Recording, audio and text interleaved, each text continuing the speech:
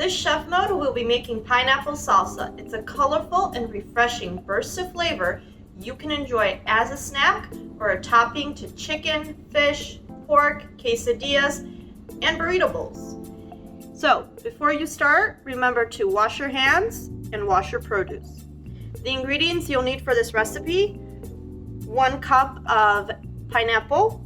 Today we're going to be using pineapple tibbets from a can. If you're using canned pineapple, just remember to drain it. 1 can of black beans, drained and rinsed. 1/2 cup of green bell pepper. 2 tablespoons of cilantro. A lime that we're going to cut into wedges, so you're going to need 2 of the wedges. Salt and pepper to taste, and chips for the end. The supplies that you'll need for today is a mixing bowl, a knife, a cutting board, a spoon to mix, and I like to have a dump bowl or a garbage bowl on the side.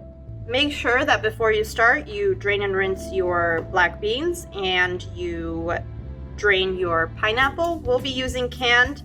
You can use fresh. You could also use pineapple chunks. Just remember that pineapple chunks are a little bit bigger than what we are using these tidbits. And you might have to cut the chunks into smaller pieces. Next step is we are going to start cutting our green bell pepper. The way that I like to cut my bell pepper is I like to usually cut it in half. And as you can tell, our bell pepper has the skin, the pith inside, and the seeds.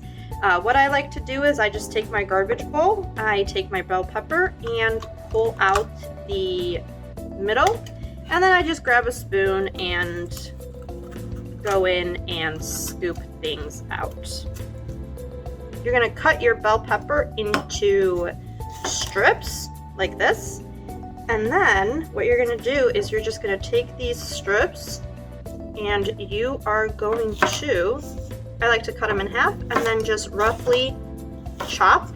You want your green pepper to be cut into little cubes like this, nothing too big but nothing too small. If it gets too big, you could always cut it down. It doesn't have to be in a small dice.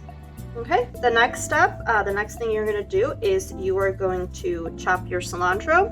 This recipe requires 2 tablespoons of cilantro, so you really don't need that much. If you don't like the taste of cilantro, just replace it with parsley. What I like to do is I just like to kind of cut off the ends of my cilantro, and then I personally just like to fold it in half and just slowly start chopping.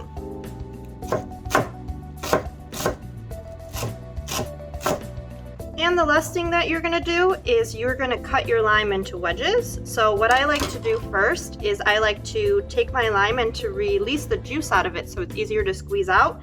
I put my lime down, press down on it, and kind of roll it between my hands. You feel the juice kind of release in the lime. You could also take it and just roll it between your hands like this. But I like to press it down, that way it's just more pressure on the lime. So what you're going to do next is you're just going to take your knife and you're going to cut your lime into wedges.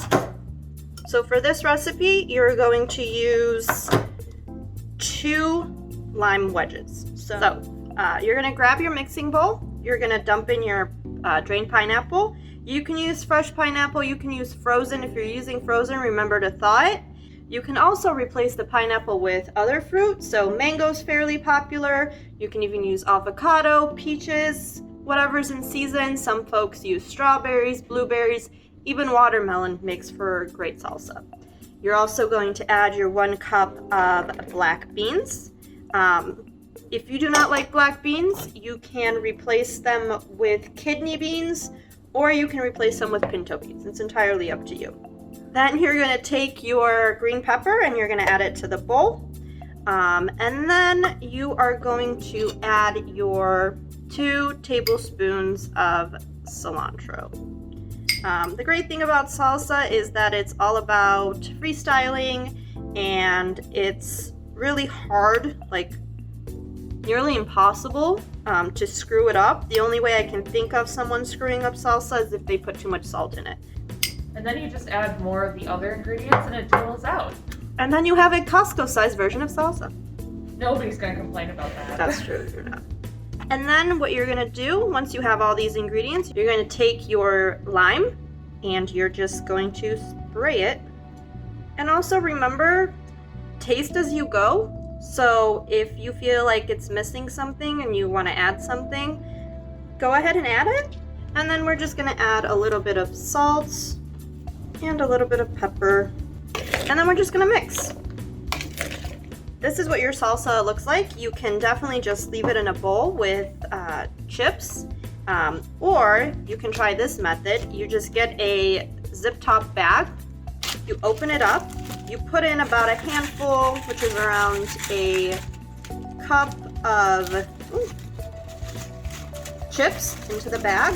You're going to get a bigger spoon or a measuring cup, about a third of a cup, and you are going to scoop some of your salsa out, and you're just gonna put it in the bag. The other thing, a ice cream scoop is about a fourth of a cup, so you can use that. So I have about anywhere between a third of a cup to half a cup of salsa in here. You're gonna close the baggie. You're just going to, and then there you go. You have salsa covered chips to take on the go. Thank you guys for watching. This month we made pineapple salsa that you could also enjoy as a to-go snack in a zip top baggie. If you guys like making salsa, we encourage you to check out our video about corn salsa. Please share your pictures and feedback with us through social media. We love seeing you creating and experimenting in the kitchen. Also like to say thank you to the Northern Illinois Food Bank for making this program possible. So see you next time and bon appetit. Bye! Bye! Ote! Ote!